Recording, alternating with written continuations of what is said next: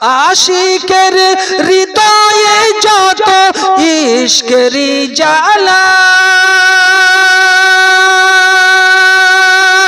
দূর করিতে পারে ওই মদিনাওয়ালা।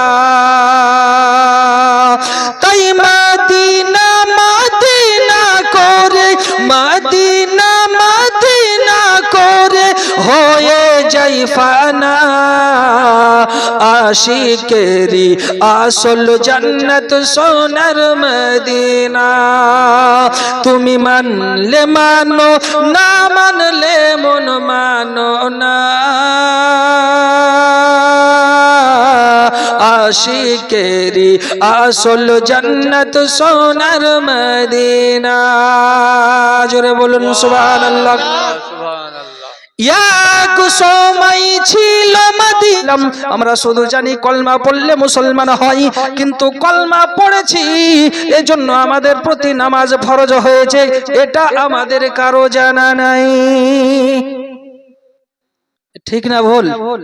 কলমা পড়েছি তো নামাজ ফরজ হয়েছে, কলমা পড়েছি তো রোজা ফরজ হয়েছে, কলমা পড়েছি তো হজ ফরজ হয়েছে, কলমা পড়েছি তো যাকাত ফরজ হয়েছে। একটা কলমার মধ্যে ইসলামের সমস্ত নিয়ম ঢোকানো রয়েছে। জোরে বলুন সুবহানাল্লাহ। তাহলে আমরা মানুষ শুধু কলমাটা পড়তে হয় জানি, কিন্তু কলমার ভিতরে কি আছে এগুলো আমাদের কারো জানা নাই। আব্বা জান আমার ভাই জানের মহান আল্লাহ পাক আল্লাহ তাআলা জগতের বুকে এমন একজন নবী করে পাঠিয়েছেন, এই নবী পাক সাল্লাল্লাহু তাআলা আলাইহি সাল্লামের সমতুল্য সারা পৃথিবী তন্ন তন্ন করে খোঁজ করলেও আর একটাও পাওয়া যাবে না। ওই নবীর প্রতি আমাদেরকে মুহাব্বত রাখতে হবে। আমরা মুসলমান নবীর মুহাব্বত বুঝলাম না, আমরা মুসলমান নবীর ভালোবাসা বুঝলাম না। রাসূল পাক সাল্লাল্লাহু তাআলা আলাইহি সাল্লাম এমন একজন পয়গম্বর যে নবীকে পাহাড় পর্যন্ত মুহাব্বত করেছে। জোরে বলুন সুবহানাল্লাহ। মদিনাতুল মুনাওয়ারা থেকে 3 কিলোমিটার দূরে একটা পাহাড় রয়েছে, যে পাহাড়টার নাম হচ্ছে উহুদ পাহাড়। আল্লাহর রাসূল সাল্লাল্লাহু তাআলা আলাইহি সাল্লাম উহুদ পাহাড় সম্পর্কে বলেছেন, উহুদুন নুহিব্বুহু ওয়া ইউহিব্বুনা। এই উহুদ পাহাড় আমি নবীকে ভালোবাসি, আমি রাসূলুল্লাহ এই উহুদ পাহাড়কে ভালোবাসি। মিল্লাতে ইসলামিয়া আমার রাসূল পাক সাল্লাল্লাহু তাআলা আলাইহি সাল্লাম সাহাবায়ে কেরামকে সঙ্গে নিয়ে উহুদের পাহাড়ের দিকে আপনার চলতে শুরু করেছেন। যেতে যেতে যেতে যেতে রাসূল পাক সাল্লাল্লাহু তাআলা আলাইহি সাল্লাম উহুদ পাহাড়ের কাছে যেই না পৌঁছে যায়, আল্লাহর রাসূল সাল্লাল্লাহু তাআলা আলাইহি সাল্লামের সঙ্গে রয়েছেন হযরতে আবু বকর সিদ্দিক, হযরতে উমর ফারুক, হযরতে উসমান গনি। তিনজন নবী পাকের সাহাবী নবী পাক সাল্লাল্লাহু তাআলা আলাইহি সাল্লামের সঙ্গে উহুদ পাহাড়ের দিকে আপনার চলতে শুরু করে দিয়েছেন। রাসূল পাক সাল্লাল্লাহু তাআলা আলাইহি সাল্লাম যখন উহুদ পাহাড়ের উপরে উঠেছেন, সঙ্গে সঙ্গে উহুদ পাহাড়ে আপনার জালজালা শুরু হয়েছে। উহুদ পাহাড় যেন হিলতে শুরু করে দিয়েছে। সাহাবায়ে কেরাম বলে, নবীজি পাহাড়ে হিলে কেন, দুলে কেন? ওগো রাসূল পাক পাহাড় কেন হিলতে আসে? আমাদের বড় ভয় হয় পাহাড় হিলতে হিলতে যদি আমরা জমিনে পড়ে যাই, দুনিয়ার বুকে পড়ে গেলে আমাদের বড় অসুবিধা হবে। আল্লাহর রাসূল সাল্লাল্লাহু তাআলা আলাইহি সাল্লাম সঙ্গে সঙ্গে নুরানি কদম মোবারকা দিয়ে পাহাড়কে একটা এড়ি লাগিয়েছেন। ফাকালা উসবুতু হুদুন ফামা কানা আলাইকা ইল্লা নাবিয়্যুন ওয়া সিদ্দিকুন আও শাহিদান। জোরে বলুন সুবহানাল্লাহ। মিল্লাতে ইসলামিয়া আমার আল্লাহর রাসূল সাল্লাল্লাহু তাআলা আলাইহি সাল্লাম বলে, উহুদ পাহাড় তুই হেলাদোলা করিস কেন? তুমি কি জানো না তোমার উপরে একজন সিদ্দিক রয়েছে, তোমার উপরে একজন শহীদ রয়েছে, আর তোমার উপরে দুইজন শহীদ রয়েছে, তুমি হেলাদোলা করে কেন? রাসূল পাক যখন পাহাড়কে এই ইশারা করেছেন, সঙ্গে সঙ্গে রাসূল পাকের কথা শোনার পর পাহাড় আপনার থেমে গিয়েছে। আব্বা জান আমার ভাই জানেন, রাসূল পাক সাল্লাল্লাহু তাআলা আলাইহি সাল্লামের কথা পাহাড় পর্যন্ত শুনে নবী বলছেন, পাহাড় তুমি কি জানো না তোমার উপরে একজন সিদ্দিক আছে, তোমার উপরে দুইজন শহীদ আছে, তুমি হিলছে কেন? তো যেই এই কথা বলা পাহাড় সঙ্গে সঙ্গে থেমে গিয়েছে।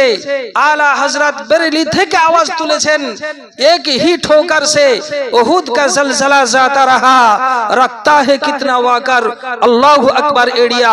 आला हजरत বলতে আছেন, নবী পাকের একটা এড়িতে উহুদ পাহাড় থেমে গিয়েছে।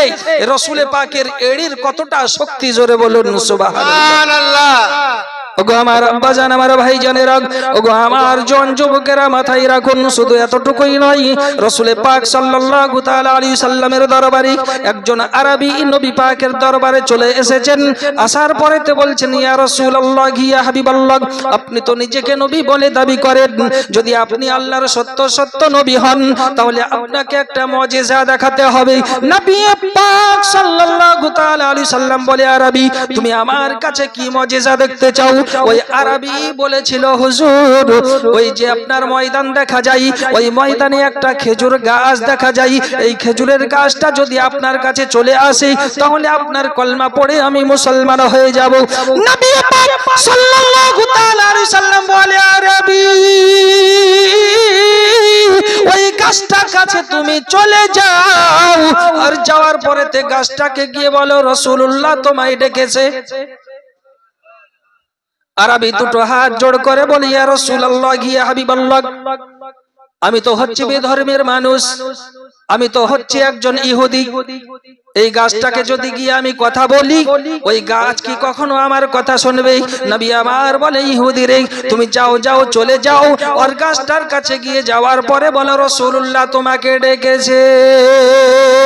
মিল্লাতে ইসলামিয়া আমার ইহুদি গুটি গুটি পাই, ওই গাছটার দরবারে চলে যাই, যাওয়ার পরেতে গাছকে বলে, গাছ, তোকে রাসূলুল্লাহ ডেকেছে। মিল্লাতে ইসলামিয়া আমার যাই না বলে, রাসূলুল্লাহ ডেকেছে।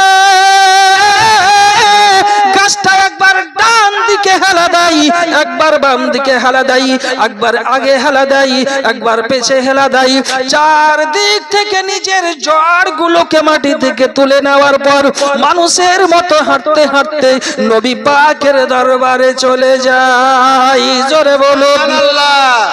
ওগো সুন্নি মুসলমান জওয়ান যুবকেরা, আমার মাথায় রাখুন, ওই গাছটা নবী পাকের দরবারে শুধু চলে যাওয়াই শেষ নয়, নবী পাকের দরবারে যখন চলে যাই, যাওয়ার পরেতে আপনার কিনা ওই গাছটা রাসূল পাক সাল্লাল্লাহু তাআলা আলাইহি সাল্লামের দরবারে যাওয়ার পর নবী পাককে সালাম দিতে শুরু করেছে, আসসালাতু ওয়াসসালামু আলাইকা ইয়া রাসূলুল্লাহ, আসসালাতু ওয়াসসালামু আলাইকা ইয়া হাবিবাল্লাহ। গাছ যখন সালাম দিয়েছে, আরবি দুটো হাত জোড় করে বলে, হুজুর, আমি আরবির জন্য এতটাই যথেষ্ট, আর মুজিজা দেখার প্রয়োজন নেই। ইয়া রাসূলুল্লাহ, ইয়া হাবিবাল্লাহ, এই গাছটা যেই জায়গাতে ছিল সেই জায়গাতে আপনি পাঠিয়ে দিন। নবী পাক সাল্লাল্লাহু তাআলা আলাইহি সাল্লাম আপনার কিনা গাছটাকে বলছে, ইরজি, ফিরে যা, যেই জায়গাতে ছিলি সেই জায়গাতে চলে যাক।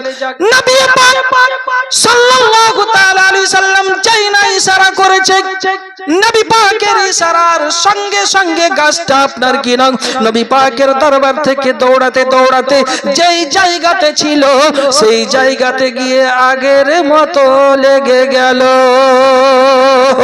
বাজার ভাইজানেরা, গাছটা যখন ওই জায়গাতে চলে গেল, রাসূল পাকের দরবারে ওই ইহুদি আপনার নবী পাকের দুটো কদম ধরে পড়িয়েছে, ইয়া রাসূলুল্লাহ, ইয়া হাবিবাল্লাহ, আপনি আমাকে পবিত্র কলমাখানা পড়িয়ে দিন, আর যেন আপনি দেরি করবেন না। রাসূল পাক সাল্লাল্লাহু তাআলা আলাইহি সাল্লামকে বলে, ইয়া রাসূলুল্লাহ, ইয়া হাবিবাল্লাহ, এতদিন অন্ধকারের মধ্যে ডুবেছিলাম, এতদিন ইহুদি ছিলাম, আজ থেকে আমি মুসলমান হতে চাই, আপনি আমাকে পবিত্র কলমা পড়িয়ে দিন, মুসলমান বানিয়ে নিন, নিজের করে নিন, আর আমাকে জান্নাতি বানিয়ে দিন। আল্লাহুম্মা সাল্লি আলা সাইয়্যিদিনা মাওলানা মুহাম্মদ ওয়া আলা আলি সাইয়্যিদিনা মাওলানা মুহাম্মদ সাল্লা আলা মুহাম্মাদিন সাল্লা আলা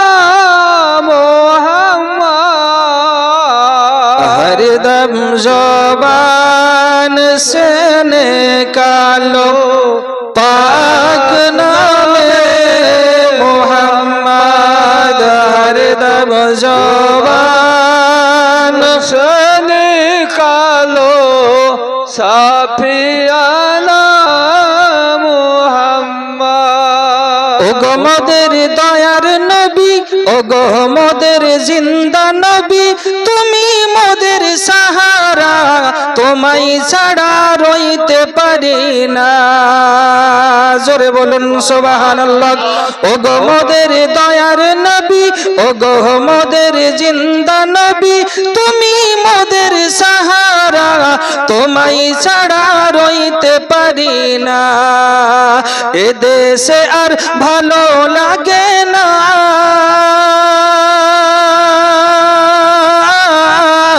ডেকে নাও সোনার মদিনা।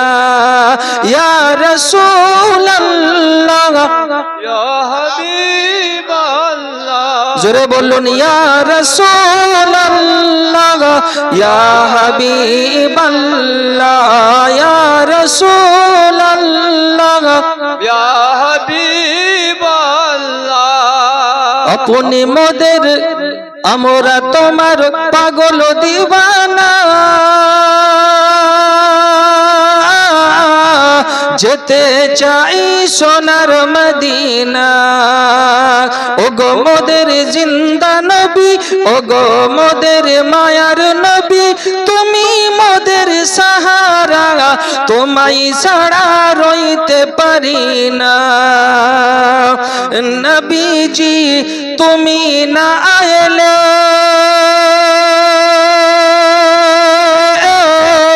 কে বা জানতো খোদাকে বলে। নবীজি তুমি না এলে কে বা জানতো খোদাকে বলে। আপনি এসে দিলেন নবী, আপনি এসে দিলেন নবী, স্বয়ং খোদার ঠিকানা, তোমায় ছাড়া রইতে পারি না। ও গো মোদের দয়ার নবী, ও গো মোদের জিন্দা নবী, তুমি মোদের সাহারা, তোমায় ছাড়া রইতে পারি না। আব্বাজি আমার ভাই, তাহলে যে নবীকে একটা গাছ মোহাব্বত করে, যে নবীকে আপনার একটা ইহুদি মুজিজা দেখার পর নবীর মোহাব্বতে কলমা পড়ে মুসলমান হয়ে যায়, তাহলে আমাদের নবীর উপরে মোহাব্বত প্রয়োজন আছে না নাই? মোহাব্বত প্রয়োজন আছে।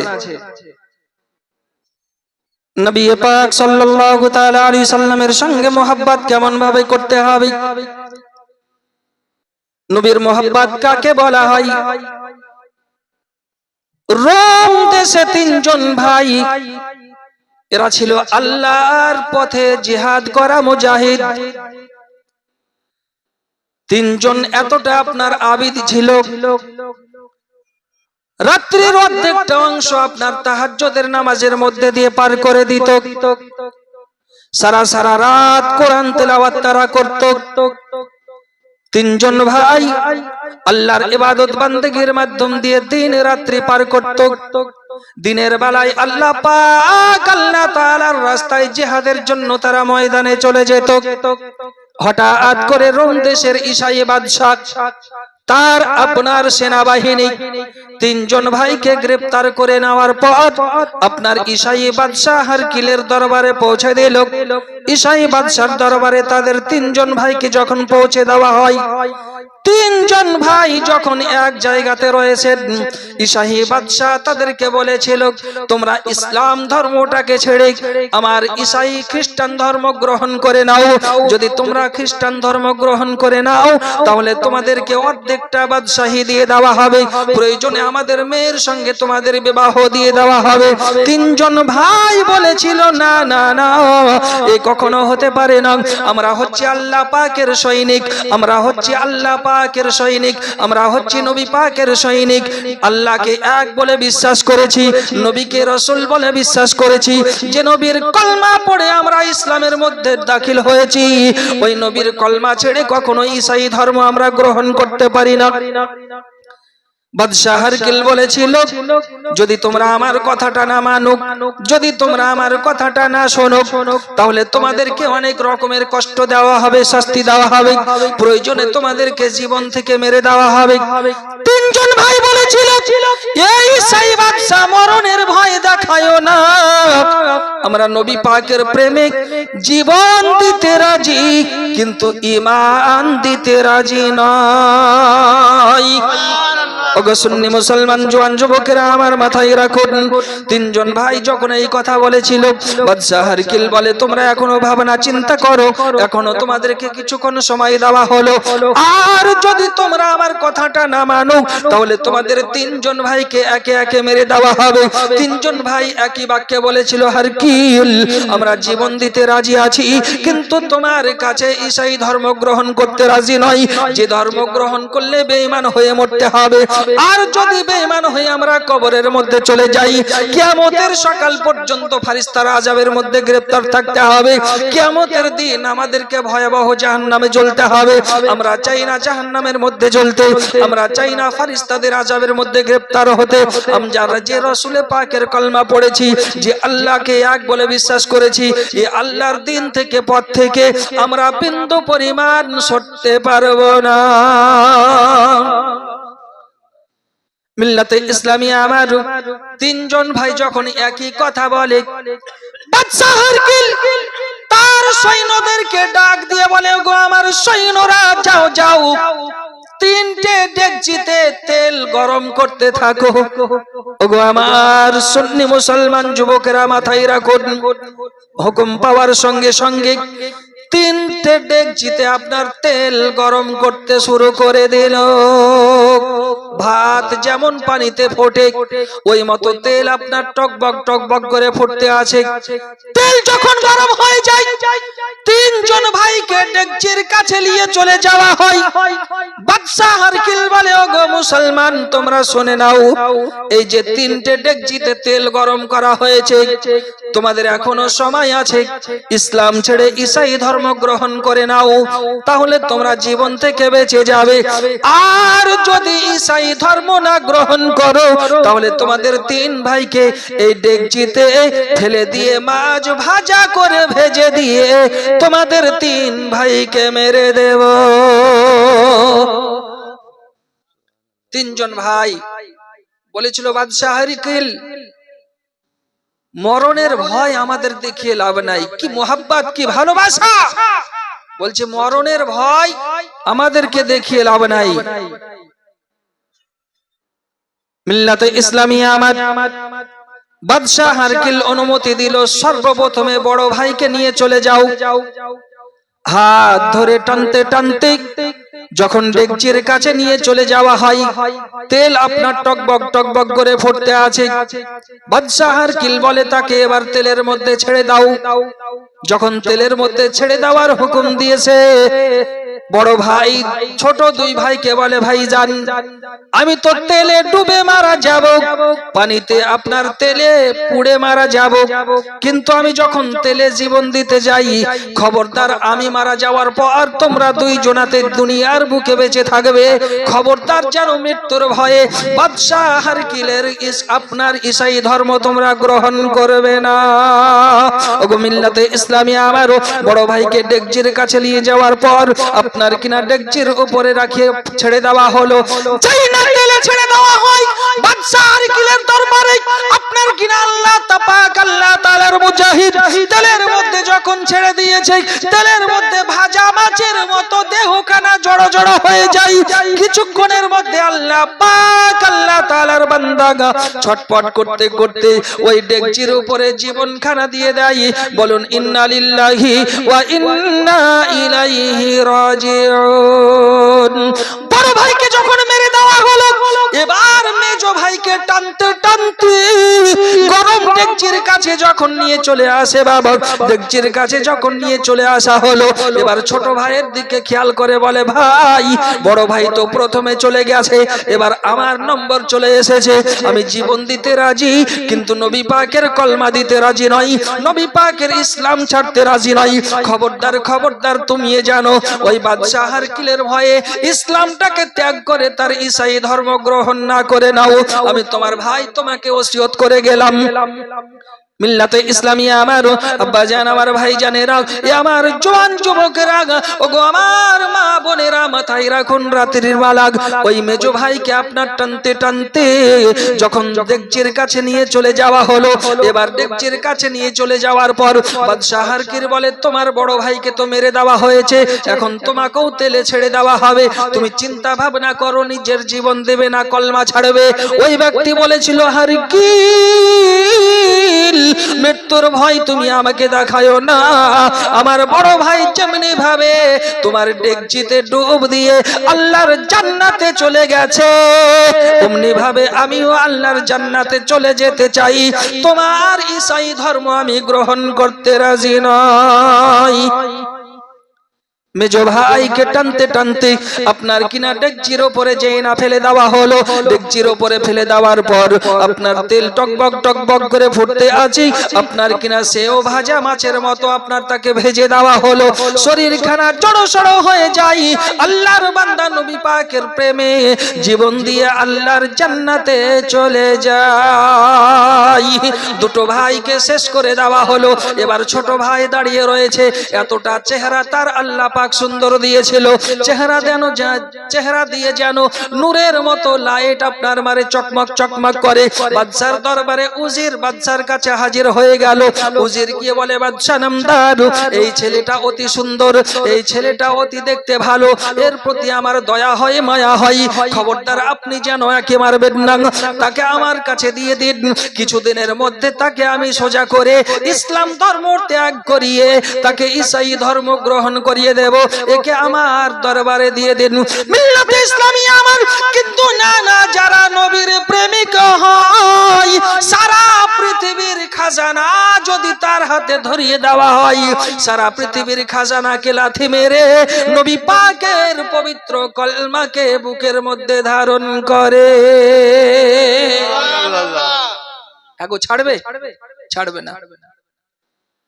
মিল্লাতে ইসলামিয়া আমার, এবার ছোট ভাইয়ের কথা যখন উজির বাদশার কাছে নালিশ করেছে, বাদশাহ নামদার বলে, উজির যদি তাই হয়, নাও একে নিয়ে তুমি বাড়ি চলে যাও, আর বাড়ি যাওয়ার পর তুমি একে যে যত রকমের প্রশিক্ষণ আছে দাও। উজির আপনার ওই ছেলেটার হাত ধরে টানতে টানতে আপনার কিনা বাড়ি নিয়ে চলে গেল। বাড়িতে নিয়ে যাওয়ার পর একটা ঘরের মধ্যে রেখে, ওই উজিরের একটা সুন্দর কন্যা ছিল, সুন্দর একটা বেটি ছিল, ওই কন্যাটাকে ডাক দেয়। কন্যাটাকে ডাক দিয়ে দেওয়ার পর আপনার কিনা উজির বলেছিল, গো আমার কন্যা, একজন মুসলমানকে গ্রেফতার করে আমাদের বাড়িতে নিয়ে এসেছি, তুমি যদি তার ঘরে যাওয়ার পর যত রকমের কল কৌশল আছে, তুমি যদি তাকে তুমি ইসলামটা ছাড়াতে পারো, ইসলাম থেকে খ্রিস্টান ধর্মের মধ্যে নিয়ে আসতে পারো, তাহলে বাদশার দরবার থেকে অনেক রকমের উপহার আমাদেরকে পাওয়া যাবে। ওই মেয়েটা ছিল, আব্বাজান আব্বাজান, এটা তো হচ্ছে আমার বা হাতের খেল, একটা রাত্রি সময় দিন, আমি তাকে সোজা করে নেব। মিল্লাতে ইসলামী আমার, রাত যখন হয়ে যায়, ওই মেয়েটা তার দরওয়াজা দিয়ে ঘরের মধ্যে ঢুকে পড়ে। ঘরের মধ্যে ঢুকে পড়ার পর দেখে আল্লাহ পাক আল্লাহ তাআলার বান্দা নামাজে সাজদা অবস্থায় পড়ে আল্লাহ আল্লাহ আল্লাহ আল্লাহ জিকিরে ব্যস্ত রয়েছে, আর শুধু বলতে আছে আল্লাহ পাক আল্লাহ তাআলা। বাদশাহ হারকিলের অত্যাচারে পড়ে, বাদশাহ হারকিলের কষ্টে যন্ত্রণায় পড়ে, আমি জানো তোমার নবী ভুলে না যাই। সুন্নি মুসলমান মাথায় রাখুন, মেয়েটা যখন ঘরের মধ্যে চলে গেল, সেই জামানায় মেয়েটা এতটা সুন্দরী ছিল, রাস্তায় বেরোলে হাজার হাজার পুরুষ তার দিকে চেয়ে চেয়ে চেয়ে চেয়ে থাকতো, এতটা সুন্দর আল্লাহ তাকে চেহারা দিয়েছিল। বাদশাহ হারকিলের দরবার থেকে নিয়ে যাওয়ার পর উজিরের কন্যা যখন তার ঘরের মধ্যে আপনার ঢুকে গিয়েছে, আর ঘরের ভিতর থেকে অনেক রকমের কলকৌশল দেখাই, তাকে ডাক দেয়, সারা সারা রাত সাজদা অবস্থায় পার করে দিল, একটা ঝলক ওই কন্যার দিকে ফিরে তাকাই না। এর কারণ হলো এটাই, যারা আল্লাহওয়ালা হয়, যারা নবীওয়ালা হয়, তারা পরের মেয়ের দিকে তাকাই না ভাই। তাকাবে? যারা আল্লাহওয়ালা হবে তারা পরের মেয়ের দিকে তাকাবে না। এতটা চেষ্টা করার পর তাকে যখন তার আয়ত্তে না আনতে পারল, ফজরের ওয়াক্তে আযান হয়ে গেল, ঘরের ভিতর থেকে আপনার বাইরে বেরিয়ে চলে গেল। বাইরে বেরিয়ে যাওয়ার পর আপনার কিনা উজির ডাক দেয়, ওগো মা জননী, বলো তুমি কি খবর আমার কাছে নিয়ে এসেছো? বলে, আব্বাজান আব্বাজান, আজকে মনে হয় রাত্রিটা তার কোনো ইবাদতের রাত্রি ছিল, সারা সারা রাত্রি এতটা চেষ্টা করেছি, এখনো জোর আমার দিকে ফিরে তাকাইনি, আর একটা রাত্রি আমাকে সময় দেওয়া হোক। উজির বলল, ঠিক আছে, আর একটা রাত্রি সময় দেওয়া হলো। দ্বিতীয় দিন রাত্রি বেলাতে আপনার কিনা তার মেয়েটা আবার আল্লাহওয়ালার দরবারে ঢুকে পড়ে, ওই মুজাহিদের দরবারে ঢুকে পড়ে। ঢুকে যাওয়ার পর দেখে ওই আল্লাহর বান্দা আমার নামাজে মশগুল রয়েছে, কোরআন তেলাওয়াতে ব্যস্ত রয়েছে। মেয়েটা পিছন থেকে ডাক দেয়, কিন্তু কোনো উত্তর পাওয়া যায় না। মেয়েটা বারবার পিছন থেকে সাড়া দেয়, কোনো শব্দ আসে না। মেয়েটা বলে, ওগো আল্লাহর বান্দা, আমি এতটা সুন্দরী, এতটা চেহারা আমাকে আল্লাহ পাক আল্লাহ তাআলা দিয়েছে, কিন্তু তুমি আমার দিকে একবারও ফিরে তাকাও না কেন? আমাকে দেখলে দুনিয়ার এই দেশের মানুষ হাজার হাজার পুরুষ আমার দিকে চেয়ে চেয়ে থাকে, কিন্তু তুমি আমার দিকে একবারও ফিরে তাকাও না কেন? ওই মেয়েটা যত বলে, আল্লাহ পাক আল্লাহ তাআলার বান্দা সাজদা অবস্থায় আল্লাহর দরবারে ফরিয়াদ করে, রব্বুল আলামিন খবরদার যেন এই মেয়েটার ছলনায় পড়ে আমি আমার ঈমানটাকে না হারিয়ে দেই। সুবহানাল্লাহ। মিল্লাতে ইসলামী আমার এক দুই করতে করতে 40টা দিন পার হয়ে যায়।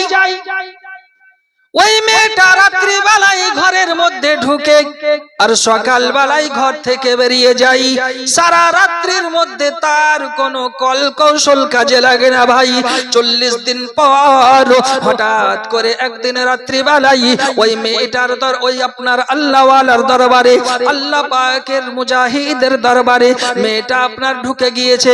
ঢুকে যাওয়ার পর এবার ডাক দিয়েছে, ওগো আল্লাহর বান্দা, আপনি বলুন, এতদিন 40 দিন পার করে দিলাম, কিন্তু আপনি আমার ডাকে সাড়া দেন না কেন? আপনি আমার দিকে ফিরে তাকান না কেন? আল্লাহওয়ালা ব্যক্তি বলেছিল, যারা আল্লাহর প্রকৃত বান্দা হয়, যারা নবীর প্রকৃত উম্মত হয়, যারা কোরআন তেলাওয়াত করে, যারা আল্লাহর ইবাদত বান্দেগী করে, তারা কখনো খারাপ মেয়ের দিকে তাকাতে পারে না, তারা কখনো পরের মেয়ের দিকে তাকাতে পারে না। মেয়েটা বলেছিল, ওগো আল্লাহ পাক আল্লাহ তাআলার বান্দা, এক দুই করতে করতে 40টা রাত্রি আমি পার করে দিয়েছি, আপনাকে একবারও আমার দিকে তাকাতে পারি নাই। আমি বুঝতে পেরেছি আপনার দিন সত্য, আপনার ধর্ম সত্য, আপনার খোদা সত্য, আপনার নবী সত্য। আমি আর ঈসাইয়ের মধ্যে থাকতে চাই না, চলুন আমি আপনার সঙ্গে এই দেশ থেকে ছেড়ে পালিয়ে যাই। এই বলে আপনার উজিরের দরবারে চলে যাই। যাওয়ার পরে আপনার ঘর থেকে দুটো ঘোড়া বের করে নিয়ে আসে। দুটো ঘোড়া বের করে নিয়ে আসার পর দুইজনাতে দুটো ঘোড়ার পিঠে চড়ে আপনার কিনা বাড়ি থেকে বাইরে রাত্রির অন্ধকারে চলতে শুরু করে দিয়েছে। চলতে চলতে কিছু দূর যখন পৌঁছেছে, পেছন থেকে ঘোড়ার পায়ের শব্দ শোনা যায়। তারা দুইজনাতে ভয়ে ভীত হয়ে গেছে। ওই মেয়েটা বলেছিল, গো আল্লাহর বান্দা তাড়াতাড়ি চলুন, পিছন থেকে মনে হয় বাদশা তার লস্কর ছেড়ে দিয়েছে, যদি আমাদেরকে ধরে নাই, আমাদেরকে ধরে নিলে নিজে থেকে প্রাণে তারা মেরে দেবে। এই মনে মনে তারা দুইজনাতে চলতে শুরু করে দিয়েছে। আল্লাহ পাক আল্লাহ তাআলার বান্দা বলেছিল, গো আল্লাহর বান্দি, রাস্তাতে আমাদের কোনো ভয় নাই, কারণ আমার সঙ্গে স্বয়ং আল্লাহ রয়েছে। জোরে বলুন সুবহানাল্লাহ। আল্লাহুম্মা সাল্লি আলা সাইয়্যিদিনা মাওলানা মুহাম্মদ ওয়া আলা আলি সাইয়্যিদিনা মাওলানা মুহাম্মদ। গাছে চিনিল নবীজিকে,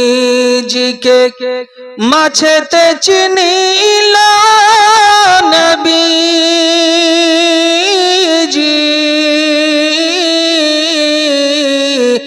উম্মত হইয়া চিনিলাম না রে, চিনিল বনের হরিণী।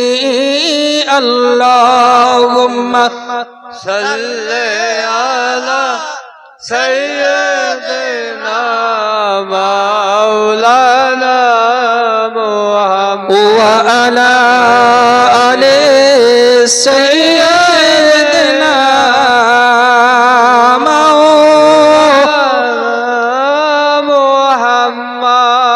মিল্লাতে ইসলামিয়া আমার আপনার কিনা আল্লাহর বান্দা যখন বলেছিল রাস্তার মধ্যে কোনো ভয় নাই, আমাদের সঙ্গে আমাদের আল্লাহ পাক আল্লাহ তাআলা রয়েছে, তারা পিছন থেকে যখন আপনার ফিরে চাচ্ছে, দেখে পিছন থেকে ঘোড়ায় চড়ে যে দুই ভাইকে তেলে ফেলে দিয়ে মেরে দেওয়া হয়েছিল, সেই দুই ভাই আপনার ঘোড়ার পিঠে চড়ে রয়েছে, তাদের সঙ্গে একটা ফারিস্তাদের জামাত রয়েছে।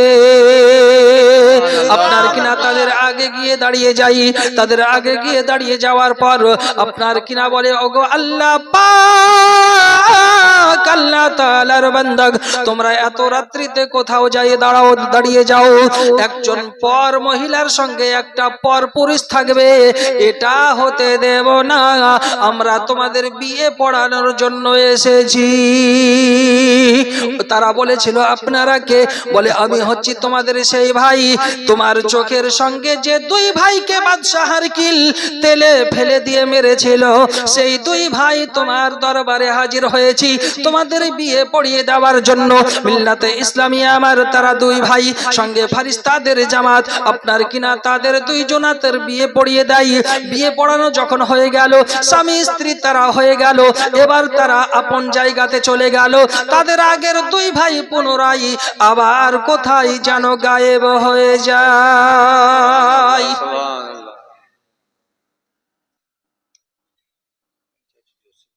দুই ভাইকে তেলে ফেলে মারা হয়েছিল। ছোট ভাইয়ের বিয়ে দেওয়ার জন্য সেই জায়গাতে উপস্থিত হয়ে ছোট ভাইয়ের বিয়ে দিয়ে দেওয়া হলো। তাহলে যারা আল্লাহর রাস্তায় জীবন দেয় তারা মুর্দা না জিন্দা? জিন্দা। যারা আল্লাহর রাস্তায় জীবন দেয় তারা হচ্ছে জিন্দা। যদি তারা মুর্দা হতো তাহলে কেমন ভাবে আপন ভাইয়ের বিয়ে তারা পড়াতে আসতো? তারা তো কিছুক্ষণ পূর্বে কয়েকদিন আগে তারা তেলে ডুব দিয়ে মারা গিয়েছে। এইখান থেকে বোঝা গেল যারা আল্লাহওয়ালা হয়, যারা নবীওয়ালা হয়, তারা মরার পরেও জিন্দা। জোরে বলুন সুবহানাল্লাহ। মিল্লাতে ইসলামিয়া আমার তাহলে বোঝা গেল নবী প্রেম কাকে বলে। যারা নবীর সঙ্গে মোহাব্বত করেছে, ভালোবাসা রেখেছে, তাদেরকে এতটা অন্যায় অত্যাচার করা হয়েছে, তাদের উপরে জুলুম করা হয়েছে, তারা জুলুমকে সহ্য করেছে, কিন্তু নবীর মোহাব্বত কখনো ছাড়েন নাই। মহান আল্লাহ পাক আল্লাহ তাআলার হাবিব সাল্লাল্লাহু তাআলা আলাইহি সাল্লাম যখন ইসলামের দাওয়াত দিতে শুরু করেছেন, ইসলামের প্রচার করতে শুরু করেছেন, পৃথিবীর জমিনে সর্বপ্রথম একটা মহিলা কলমা পড়ে মুসলমান হয়েছিল, যার নাম ছিল হযরতে উম্মে সুমাইয়া। এ উম্মে সুমাইয়া যখন কলমা পড়ে মুসলমান হয়েছে, মক্কার বিখ্যাত কাফির নেতা আবু জাহেলের কানে এই কথাটা চলে যায়। আবু জাহিল, আজকে উম্মে সুমাইয়া কলমা পড়ে মুসলমান হয়ে গেছে। আবু জাহেল বলল, ডাকো উম্মে সুমাইয়াকে। উম্মে সুমাইয়াকে যখন আবু জাহেলের দরবারে ডাকা হলো, আবু জাহেল বলে, উম্মে সুমাইয়া, শুনলাম তুমি নাকি কলমা পড়ে মুসলমান হয়ে গেছো। উম্মে সুমাইয়া বলে, আবু জাহেল তুমি যেটা শুনেছো সত্য শুনেছো, আমি কলমা পড়ে মুসলমান হয়ে গেছি। আবু জাহেল বলল, তুমি তো জানো, তুমি কি মানো মক্কার বুকে আমি কত বড় কঠিন, আমি কত বড় নিষ্ঠুর, আমি কতটা তোমাকে অত্যাচার করতে পারি, আমি তোমাকে কতটা যন্ত্রণা দিতে পারি। উম্মে সুমাইয়া বলেছিল, আবু জাহেল তোমার যন্ত্রণা আমি সহ্য করতে পারি, তোমার কষ্ট আমি সহ্য করতে পারি, তোমার ব্যথা আমি সহ্য করতে পারি, কিন্তু এখন কি করতে হবে আমাকে বলো। বলে, উম্মে সুমাইয়া জীবনে যদি বাঁচতে চাও তাহলে নবীর কলমা ছেড়ে আপনার নিজের ধর্মকে আবার গ্রহণ করো, ইসলাম ধর্ম তুমি ত্যাগ করে দাও। উম্মে সুমাইয়া বলেছিল, আবু জাহেল যে অন্তরের মধ্যে নবীকে বসিয়েছি, যে অন্তরের মধ্যে আল্লাহকে বসিয়েছি, এ উম্মে সুমাইয়া জীবন দিতে রাজি, কিন্তু নবীর প্রেম দিতে রাজি নয়। সুবহানাল্লাহ। ওগো সুন্নি মুসলমান মাথায় রাখুন। আবু জাহেল বলে, উম্মে সুমাইয়া তুমি কি জানো না আমি তোমাকে কতটা কষ্ট দিতে পারি। উম্মে সুমাইয়া বলেছিল, আবু জাহিল যত রকমের কষ্ট আছে তুমি আমাকে দাও, যত রকমের যন্ত্রণা আছে তুমি আমাকে দাও, তোমার যন্ত্রণা আমি সহ্য করব, তোমার কষ্ট আমি সহ্য করব, কিন্তু আমি কলমা ছাড়তে পারবো না, কিন্তু আমি ইসলাম ছাড়তে পারবো না। আবু জাহেল বলেছিল, উম্মে সুমাইয়া তোমাকে কি একটুকু ভয় লাগে না, তোমার কি একটুকু ডর লাগে না। উম্মে সুমাইয়া বলেছিল, আবু জাহিল যে নবীর কলমা পড়তে পারে, যে নবীকে আপন করতে পারে, একমাত্র আল্লাহ ব্যতীত দুনিয়ার কাউকে ভয় করে না। সুবহানাল্লাহ, সুবহানাল্লাহ। আল্লাহ ব্যতীত দুনিয়ার কাউকে ভয় করে না, কিন্তু আমরা মুসলমান, এই আল্লাহর ভয় আমাদের আছে? আছে গো? নাই। আমরা মুসলমান বড় চালাক, ঠিক না? চালাকি করলে একদিন ধরা পড়তে হবে। উম্মে সুমাইয়া বলেছিল, আবু জাহিল তোমার যত রকমের কষ্ট আছে আমাকে দিতে পারো। আবু জাহিল ঘরের মধ্যে চলে যাই, যাওয়ার পরেতে চাবুক টেনে নিয়ে চলে আসে, আর উম্মে সুমাইয়ার কাছে পৌঁছে যাই। উম্মে সুমাইয়া রে, এখনো সময় আছে, তুমি কলমা ছেড়ে দাও, না হলে এই যে আমার হাতের চাবুক তুমি দেখো, এই চাবুকের আঘাতে তোমার চামড়াগুলো ছড়িয়ে দেওয়া হবে। উম্মে সুমাইয়া বলেছিল, আবু জাহিল এই চাবুকের ভয় তুমি আমাকে দেখায়ো না। আব্বা জানেরা আমার, উম্মে সুমাইয়াকে দাঁড় করিয়ে দেওয়া হয়। আবু জাহেল কাছে চলে যাই, সপাত সপাত করে চাবুকের আঘাত মারতে শুরু করে দেয়। যে জায়গাতে চাবুকের আঘাত মারে সেই জায়গার গোশত গুলো কেটে কেটে কেটে কেটে উঠে যায়। নবী পাক সাল্লাল্লাহু তাআলা আলাইহি সাল্লামের উম্মত উম্মে সুমাইয়া যেন সহ্য করতে পারে না। আমার আল্লাহ পাক আল্লাহ তাআলার দরবারে ফরিয়াদ করে, রব্বুল আলামিন আবু জাহেল আমাকে চাবুকের আঘাত করতে শুরু করেছে, আমার অপরাধ শুধু একটাই, তোমার নবীর কলমা পড়েছি বলে, আমার অপরাধ শুধু একটাই, তোমার ইসলাম কবুল করেছি বলে আবু জাহেল এতটা কষ্ট আমাকে দেয়। আল্লাহ পাক তুমি আমাকে শক্তি দাও, তুমি আমাকে ক্ষমতা দাও, যেন আবু জাহেলের কষ্ট পড়ে আমি ইসলাম থেকে আলাদা না হয়ে যাই। আব্বা জানেরা আমার, এতটা চাবুক মারে, চাবুকের আঘাত খেতে খেতে খেতে খেতে উম্মে সুমাইয়া জমিনে আপনার পড়ে যাই, মরুভূমির বালির উপরে পড়ে যাই, কাটা মুরগির মতো ছটপট ছটপট করে লাফাই। আবার উম্মে সুমাইয়াকে দাঁড় করিয়ে দেওয়া হয়। উম্মে সুমাইয়াকে দাঁড় করিয়ে দেওয়ার পর অপর সাইডে আবার চাবুকের আঘাত মারতে শুরু করে দেয়। চাবুক মারতে মারতে মারতে মারতে উম্মে সুমাইয়ার দেহখানা আপনার ঝাঁঝরা হয়ে যায়। গোশতগুলো কেটে কেটে উঠে যাই। উম্মে সুমাইয়া আবার যেন মরুর বালিতে বেহুশ হালাতে পড়ে যাই। কিছুক্ষণ পর উম্মে সুমাইয়াকে আবার টান দিয়ে উঠানো হয়। উঠানোর পর আবু জেহেল বলে, উম্মে সুমাইয়া গো, এখনো কি তোমার জ্ঞান হয়নি? এখনো কি তোমার হুঁশ হয়নি? এখনো সময় বাকি রয়েছে। যদি জীবনে বাঁচতে চাও তাহলে তুমি কলমা ছেড়ে দাও। মিল্লাতে ইসলামিয়া আমার আবু জেহেল যখন এই কথা বলি, উম্মে সুমাইয়া বলে, আবু জাহিল, আমি জীবন দিতে পারি কিন্তু কলমা ছাড়তে পারি না। এর চাইতে তুমি যত রকমের কষ্ট আছে আমাকে দাও। একটা পাহাড় যদি নিয়ে আসার পর আমার বুকের উপরে চাপিয়ে দাও, ওই পাহাড়টার আযাব আমি সইতে পারি কিন্তু আমার নবীর কলমা দিতে পারি না। মিল্লাতে ইসলামিয়া আমার এই কথা যখন বলে উম্মে সুমাইয়া, আবু জেহেল হাতের চাবুকটাকে ফেলে দেয়। চাবুক ফেলে দেওয়ার পর এবার ঘরের দিকে আবার দৌড়াতে দৌড়াতে চলে যায়। ঘর থেকে আপনার কিনা একটা ধারালো বল্লম টেনে নিয়ে চলে আসে। ধারালো বল্লমটাকে নিয়ে আসার পর উম্মে সুমাইয়াকে বল্লমটাকে দেখায় আর বলে, উম্মে সুমাইয়া, এই যে দেখো বল্লম, এই বল্লম দিয়ে তোমাকে এবার শেষ করে দেওয়া হবে। উম্মে সুমাইয়া বলেছিল, আবু জাহেল, আমি এমন কোন নেশা পান করি নাই যে নেশাতে আমি আমার জ্ঞানটাকে হারিয়ে দিয়েছি। তোমার বল্লম দেখে ভয়ে আমি কলমা ছেড়ে দেব, অতটা সহজ নয়। ইসলাম যখন কবুল করেছি, কলমা যখন পড়েছি, নবীকে যখন অন্তরের মধ্যে বসিয়েছি, আমি জীবন দিতে রাজি আছি কিন্তু কলমা ছাড়তে রাজি নই। একটা কথা বারবার বলতে আমাকে ভালো লাগে না। তোমার যেটা আছে সেটা তুমি করতে পারো। মিল্লাতে ইসলামিয়া আমার এবার আবু জেহেল তেলে বেগুনে জ্বলে উঠেছে। বাঘের মতো গর্জন মারতে মারতে নবী পাক সাল্লাল্লাহু তাআলা আলাইহি সাল্লামের উম্মত হযরতে উম্মে সুমাইয়া রাদিয়াল্লাহু তাআলা আনহার কাছে চলে আসে। আসার পরেতে উম্মে সুমাইয়ার কাছে বল্লমের নিশানা লাগিয়ে দেয়। নিশানা করতে করতে করতে করতে ওই বল্লম খানা উম্মে সুমাইয়ার পেটের উপরে মেরে দেয়। পেটের উপরে মেরে দেওয়ার পর এতটা জোরে বল্লম খানা মেরেছে, নবী পাকের প্রেমিকা আপনার ওই জায়গাতে দাঁড়িয়ে রয়েছেন। আবু জেহেল বল্লম যেই না মারে, পেটে বল্লম লাগার পর ওই বল্লম খানা পিঠ দিয়ে বেরিয়ে গেছে। মিল্লাতে ইসলামিয়া আমার উম্মে সুমাইয়া মরুর বালিতে পড়ে গিয়েছে। আবু জেহেল কাছে চলে আসে। আসার পরেতে বল্লমটাকে জোরে একটা টান দেয়। যেই না বল্লমটাকে টেনেছে, বল্লমের সাথে পেট থেকে নাড়ি ভুড়ি গুলো বেরিয়ে চলে এসেছে।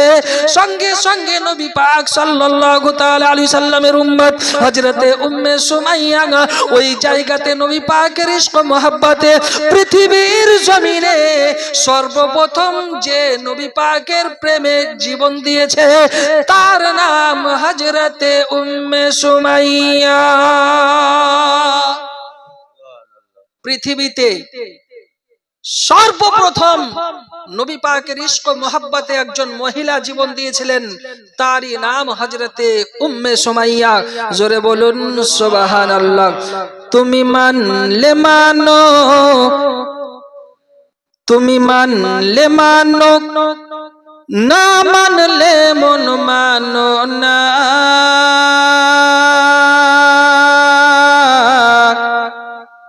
আশিকেরি আসল জান্নাত সোনার মদিনা। জোরে বলুন, আর একটু জোরে বলুন। তুমি মানলে মানো, না মানলে মন মানো না। আশিকেরি আসল জান্নাত সোনার মদিনা। আশিকের হৃদয়ে যত ইশকেরি জ্বালা, দূর করিতে পারে ওই মদিনাওয়ালা। তাই মদিনা মদিনা করে, মদিনা মদিনা করে হয়ে যাই ফানা আশিকেরি আসল জান্নাত সোনার মদিনা তুমি মানলে মানো না মানলে মন মানো না আশিকেরি আসল জান্নাত সোনার মদিনা জোরে বলুন সুবহানাল্লাহ এক সময় ছিল মদিনা ওয়ালক্ষণের ভূমি নবীর ছোঁয়াই হলো আরশের চেয়ে দামি এক সময় ছিল মদিনা অলক্ষণের ভূমি নবীর ছোঁয়াই হলো আরশের চেয়ে দামি আরে নবীজি তাই আছেন শুয়ে জান্নাতের টুকরা বলে করলেন ঘোষণা আশিকেরি আসল জান্নাত সোনার মদিনা তুমি মানলে মানো না মানলে মন মানো না আশিকেরি আসল জান্নাত সোনার মদিনা সুন্নি মুসলমান তাহলে নবী প্রেম কাকে বলে শুধু কলমা পড়ার নামই নবী প্রেম নয় নবী প্রেম করতে হলে কষ্ট অনুভব করতে হবে ঠিক না কষ্ট করতে হবে আচ্ছা বলুন এটা লক্ষ্মী নারায়ণপুর গ্রাম ঠিক তো আচ্ছা লক্ষ্মী নারায়ণপুর গ্রামে কোন মেম্বারের মেয়েকে আমি মৌলানা ভালোবাসলাম আজকে জালসা আশা করি মেলা লেগেছে না লাগেনি লেগেছে তো একজন প্রেমিক আর একজন প্রেমিকার যেটা কাজ রাত্রিবেলায় বিছানায় শুয়ে শুয়ে শুয়ে শুয়ে শুধু বলে হ্যালো জীবন আমার গেল তোমায় যদি আমি না দেখি আর বাঁচবো না বলো ঠিক কিনা নারায়ণপুর গ্রামে মেলা লেগেছে এই রাত্রিবেলাতে মেলাতে একটু ঘুরতে নিয়ে যেতে হবে আমি যদি ওই মেয়েটাকে মেলাতে ঘুরতে না নিয়ে যাই মনোহারি দোকান থেকে কসমেটিক বাজার যদি ওকে না কিনে দিই ওই মেয়েটা বলবে তোমার মতো প্রেমিকের আমার দরকার নাই হাজার হাজার প্রেমিক নারায়ণপুর গ্রামে ঘুরে বেড়াই তুমি একটা গেলে কি হবে কালকে সকালে আর একটা তৈরি হবে ঠিক কিনা তো নারায়ণপুর গ্রামে মেলাতে ঘুরতে না নিয়ে গেলে কসমেটিকের বাজার না কিনে দিলে যদি ভালোবাসা পালিয়ে যায় যদি ভালোবাসা না থাকে নবীর মোহাব্বত দাবি করে যদি নামাজ না পড়া হয় নবীর মোহাব্বত দাবি করে যদি ভালো কাজ না করা হয় এ মোহাব্বত থাকবে এ ভালোবাসা থাকবে কি গো এবার কথা বলছেন না কেন ও ভালোবাসার কথা বললাম তখন খুব জোরে জোরে কথা কারণ এটা দুনিয়ার প্রেমিক প্রেমিকার কথা নবীর প্রেম এই কথাটা বলতে বড় কষ্ট হয় কিছু মানুষ আছে বুঝলেন তাদের অন্তর থেকে রূহ বের করা সহজ কিন্তু কথা বের করা খুব কঠিন প্রেম করতে হবে তো প্রেম করলে নামাজ পড়তে হবে শুধু আমরা তো চিটিংবাজ প্রেমিক ধোঁকাবাজ শুধু মুখে বলি নবী নবী মুখে বলো আমি আমি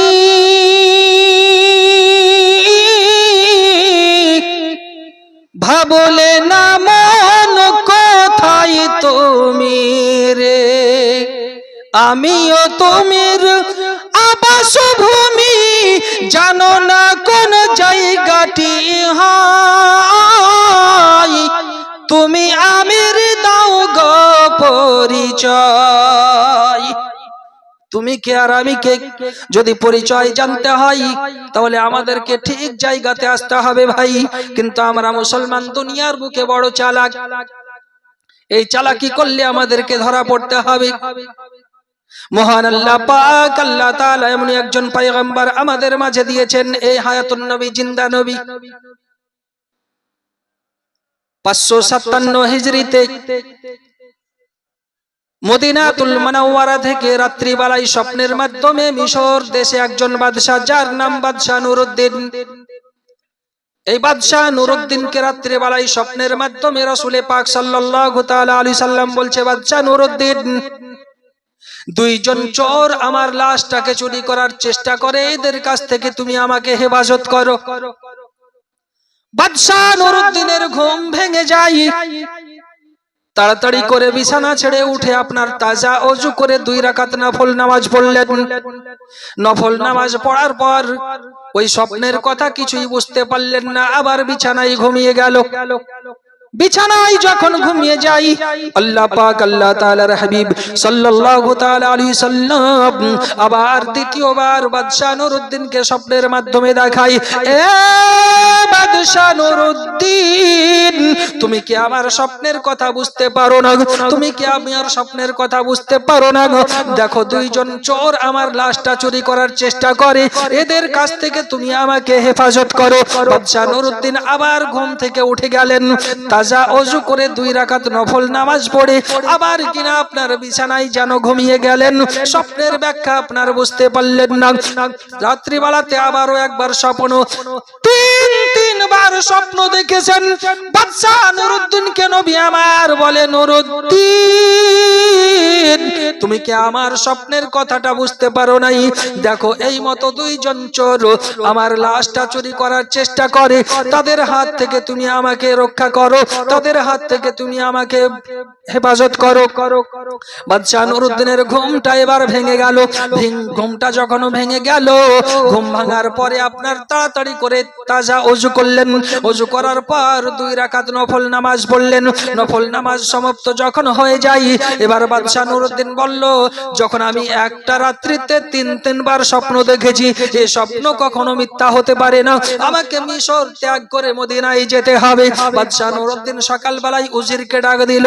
উজির যখন কাছে চলে এলো, ওগো উজির, আজকে রাত্রিবেলায় 3বার রাসূলুল্লাহ আমাকে স্বপ্নে দেখিয়েছে, মাজার মুকদ্দাসের কাছে দুইজন চোর আমার নবী পাকের লাশ চুরি করার চেষ্টা করে, এই স্বপ্নটা আমাকে 3বার দেখিয়েতে।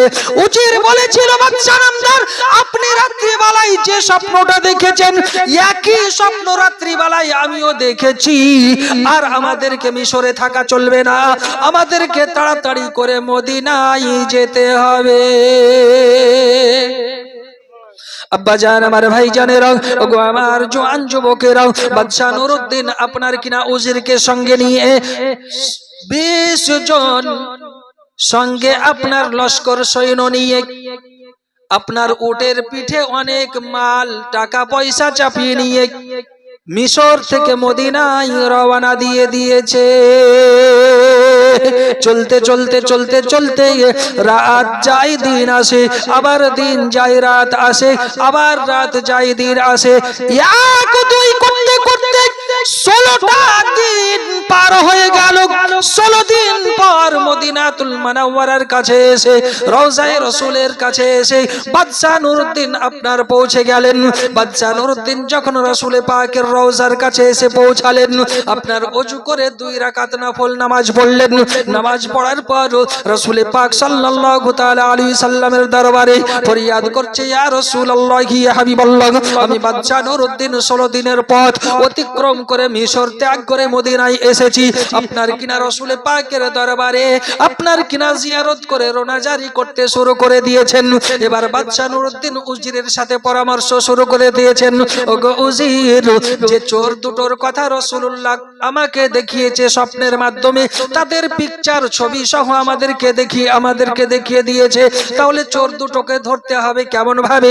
উজির আর বাদশা মিলে পরামর্শ শুরু করলো, ওগো বাদশা নামদার, যদি আপনার এই চোর দুটোকে ধরতে হয়, সারা মদিনাতে এলান করতে হবে মিশর থেকে বাদশা নুরউদ্দিন এসেছে, মদিনার যত গরিব মিসকিন রয়েছে তাদের সবাইকে দান করার উদ্দেশ্যে।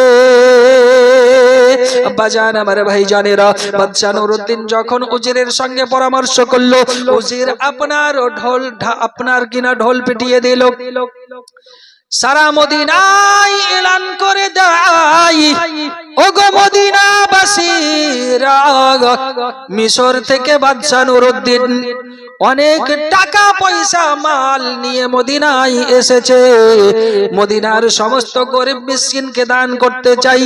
এবার ঢোলের আওয়াজ শুনে, এলান শুনে সমস্ত মদিনার মানুষ একে একে লাইন দিয়ে দিয়ে রাসূল পাক সাল্লাল্লাহু তাআলা আলাইহি সাল্লামের রওজায়ে আকদাসের কাছে চলে আসে। আর বাদশা নুরউদ্দিন একজন একজন করে আপনার দান করতে শুরু করে দিয়েছেন। দান করে আর চেহারার দিকে তাকাই, রাসূলুল্লাহ স্বপ্নের মাধ্যমে যে দুইজন চোরের কথা বলেছে তাদেরকে কেমন ভাবে ধরা যায়। বাদশা নুরউদ্দিন আপনার কিনা দান করছে আর তাদের চেহারার দিকে তাকাই, কিন্তু তাদেরকে চোর সাব্যস্ত করতে পারে না। একে একে একে একে আপনার যায় আর আসে, আপনার মাল নেয় আর চলে যায়। সবাইকে যখন দান করা হয়ে যায়, বাদশা নুরউদ্দিন চোর দুটোকে আপনার আর খুঁজে যেন পেলেন না। বাদশা নুরউদ্দিন বলে, ওগো মদিনাবাসীরা, তোমাদের মধ্যে আরো কি কেউ বাকি আছে? বলে, আমাদের মধ্যে আর কেউ বাকি নাই, যারা যারা ছিল সবাই আপনার কাছ থেকে আমরা মাল টাকা পয়সা নিয়ে নিয়েছি। বাদশা নুরউদ্দিন বলে, ওগো মদিনাবাসীরা, যদি কেউ তোমরা বাকি থাকো তাহলে তোমরা আমার কাছ থেকে মাল নিয়ে যাও। বলে, আমাদের মধ্যে আর একটাও কেউ বাকি নাই। বাদশা নুরউদ্দিন বলে, ভালোভাবে তোমরা দেখো। হঠাৎ করে বলে, হুজুর, আমরা তো সমস্ত মদিনার মানুষ আপনার দরবারে এসে আপনার দান গ্রহণ করেছি, কিন্তু রাসূল পাক সাল্লাল্লাহু তাআলা আলাইহি সাল্লামের মাজার মুকদ্দাসার কাছে দুইজন আল্লাহ ওয়ালা ব্যক্তি বসে রয়েছে। তাদের মাথায় পাগড়ি, পরনে জুব্বা, হাতে আপনার তাসবিহ। তারা সারা সারা রাত্রি ইবাদত করে, সারা সারা দিন আপনার ইবাদত বান্দেগি করে আর রাসূল পাকের রওজার কাছে বসে থাকে। তাদেরকে কিছু দান করতে গেলে তারা নেয় না। বলে, আমাদের কোনো দানের প্রয়োজন নাই, আমাদের টাকা পয়সার প্রয়োজন নাই, আমরা রাসূল পাকের ইশক মোহাব্বতে হজ করতে এসেছি। আর হজ করতে আসার পর এই জায়গাটা আমাদের এতটা ভালো লেগেছে, কিন্তু এই জায়গা ছেড়ে আমাদের যেতে আর মন চাই না। ওগো হুজুর, ওই দুইজন ব্যক্তি একই জায়গাতে বসে থাকে। বাদশা নামদার বলেছিল, যাও যাও, তাড়াতাড়ি করে চলে যাও, ওই দুইজন ব্যক্তিকে আমাদের কাছে ডেকে নিয়ে আসো। আপনার কিনা তাদের দুইজন ব্যক্তিকে যখন বলা হলো মিশর থেকে বাদশা নুরউদ্দিন এসেছে দান করার উদ্দেশ্যে, যদি প্রয়োজন হয় তাদের কাছ থেকে দান নিয়ে এসো। তারা বলেছিল আমাদের দানের প্রয়োজন নাই। এই কথা যখন শুনলো, বাদশা নুরউদ্দিন নিজে পায়ে হেঁটে ওই জায়গাতে চলে গেল। যাওয়ার পরে তে বলে, ওগো আল্লাহর বান্দারাও, সমস্ত মদিনার মানুষ আমার কাছে এসে তারা আপন আপন আমার কাছ থেকে দান নিয়ে চলে যায়, তোমরা কেন আমার কাছে যাও নাই? বলে, আমরা অনেক দূর থেকে হজের উদ্দেশ্যে এই জায়গায় এসেছি, আসার পরেতে এই জায়গাটা এত আমাদের ভালো লেগেছে, এই জায়গাতে বসে বসে আল্লাহ পাকের ইবাদত বান্দেগি আমরা করি, কারো কাছ থেকে আমরা দান নিয়ে নাও, কারো কাছ থেকে আমরা টাকা পয়সা নিয়ে নাও। বাদশা নামদার আপনার বাদশা নুরউদ্দিন বলে, তোমরা আমার দিকে একবার তাকাও। সেই না তাকিয়েছে, আল্লাহর রাসূল সাল্লাল্লাহু তাআলা আলাইহি সাল্লাম রাত্রি বেলাতে ওই দুইজন ব্যক্তিকে ছবির মাধ্যমে দেখিয়েছিলেন। যেভাবে নুরউদ্দিন স্বপ্নের মাধ্যমে তাদেরকে দেখে, হুবাহুব তাদের চেহারাতে মিল খেয়ে যায়। সুবহানাল্লাহ। আল্লাহর নবী সাল্লাল্লাহু তাআলা আলাইহি সাল্লাম যেভাবে দেখিয়েছিলেন সেইভাবে হুবাহুব মিলে গেছে। বাদশা নুরউদ্দিন বলে, তোমরা সত্য করে বলো তোমরা কে? কিন্তু আসলে তো তারা চোর। বাদশা নুরউদ্দিন বলছে, সত্য করে বলো। বলছে, হুজুর, আমরা সত্য বলছি, আমরা এই জায়গাতে হজ করার উদ্দেশ্যে এসে আমাদের আর বাড়ি ফিরে যেতে মন চায় না, এজন্য আমরা এই জায়গাতে বসে বসে আল্লাহ পাকের ইবাদত বান্দেগি করি আর রাসূল পাকের মাজারকে জিয়ারত করি। বাদশা নামদার বলে, তোমরা সত্য কথা এখনই বলনি, তোমরা উঠো। তাদেরকে উঠা হলো, মাথায় পাগড়ি, পরনে জুব্বা, হাতে তাসবিহ, দেখলেই মনে করবেন না এরা মুসলমান। এ নাই আপনাদের এলাকাতে দেখবেন বড় বড় জুব্বা, মাথায় পাগড়ি, হাতে তসবিহ নিয়ে মসজিদে মসজিদে রান্না করে আর খেয়ে বেড়ায়, আছে না নাই? আছে তো। বলে আমরা কলেমার দাওয়াত দিচ্ছি, মুসলমান করছি। আরে যদি কলেমা পড়াতে হয় তো একটা হিন্দু এলাকাতে যাও, যাওয়ার পরে কলেমা পড়াও। মসজিদে খাওয়া কি হারাম, নাজায়েজ। মসজিদে শোয়া হারাম। মসজিদে যদি শোয় তো একমাত্র রোজার মাসে ইতিকাফে যে থাকবে সেই শোবে। ইতিকাফের মানুষ ব্যতীত মসজিদে শোয়া চলবে না। কিন্তু তারা বলছে মসজিদে শুতে হবে।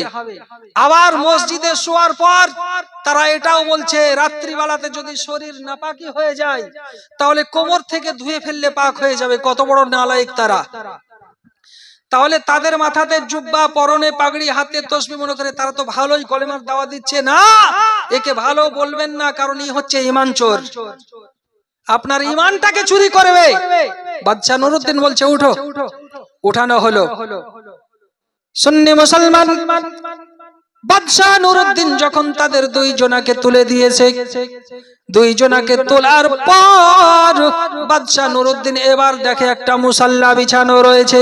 মুসাল্লাটাকে যেই না তুলেছেন, এবার মুসাল্লার তলে একটা মোটা পাথর লাগানো রয়েছে। পাথরখানাকে যেই না তুলেছেন, দেখে পাথর তোলার সঙ্গে সঙ্গে একটা সুড়ঙ্গ, একটা গর্ত। আল্লাহর নবী সাল্লাল্লাহু তাআলা আলাইহি সাল্লামের মাজার মুকদ্দাসা পর্যন্ত পৌঁছে গিয়েছে। আর কয়েকটা দিন পেলেই নবী পাকের লাশ চুরি করে তারা নিয়ে চলে যেত। মিল্লাতে ইসলামিয়া আমার এই দৃশ্যটা দেখার পর বাদশা নুরউদ্দিন থরথর করে কাঁপতে শুরু করে দিয়েছে। রাগে রাগান্বিত হয়ে বলে, তোমরা যে সত্য কথা বলছিলে তো এটা কি? বলে, ওগো বাদশা নামদার, আমাদের ঈসাই বাদশা আমাদেরকে অনেক টাকা পয়সা দিয়ে নবী পাকের লাশকে চুরি করার জন্য পাঠিয়েছে। যদি নবীর লাশ চুরি করতে আমরা পারি, ফিরে যাওয়ার পর অনেক উপহার আমাকে সে দেবে। এ বলে অঙ্গীকার করে আমাদেরকে এই জায়গাতে পাঠিয়েছে। বাদশা নুরউদ্দিন আর যেন সহ্য করতে পারলেন না, সঙ্গে সঙ্গে তাদের দুইজনাকে দাঁড় করিয়ে দিয়ে ধারালো তলোয়ার দিয়ে, অস্ত্র দিয়ে তাদের গর্দানখানাকে মেরে দিয়েছে। দেহ থেকে মুন্ডখানা মাটিতে ফেলে দিয়েছে।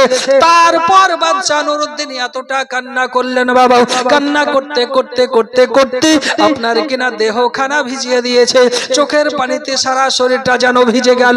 এবার বাদশা নুরউদ্দিন অনেক টাকা পয়সা খরচ করে আপনার কিনা সীসা গলিয়ে ওই গর্তের মধ্যে ভরে দেয়।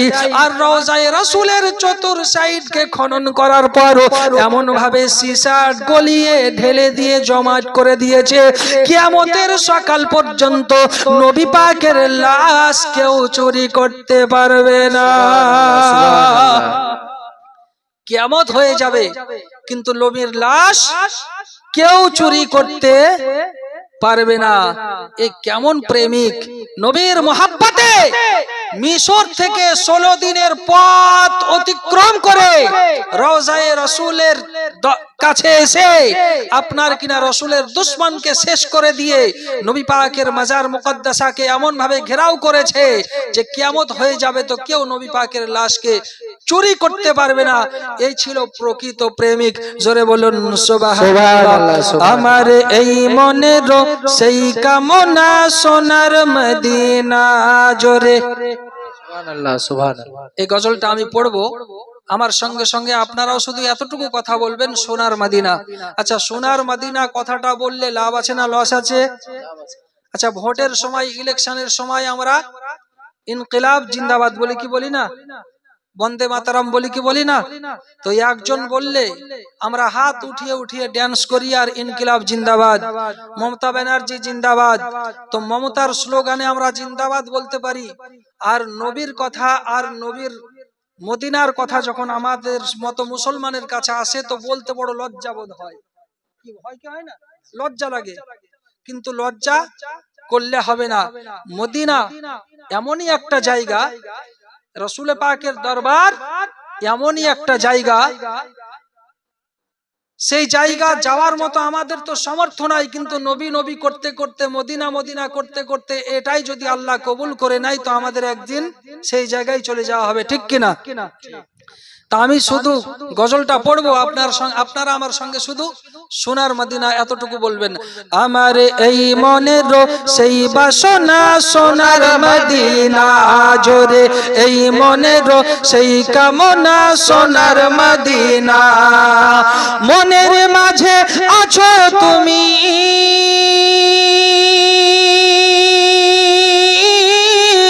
মনের মাঝে আছো তুমি, মনের মাঝে আছো তুমি, কেন দেখি না আমার এই মনের সেই বাসনা সোনার মদিনা। আমার এই মনের সেই কামনা সোনার মদিনা।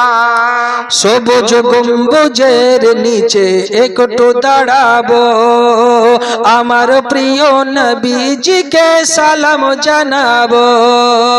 জোরে বলুন সুবহানাল্লাহ। সবুজ গম্বুজের নিচে একটু দাঁড়াবো, আমার প্রিয় নবীজিকে সালাম জানাবো। যাহার প্রেমে পাগল হয়ে,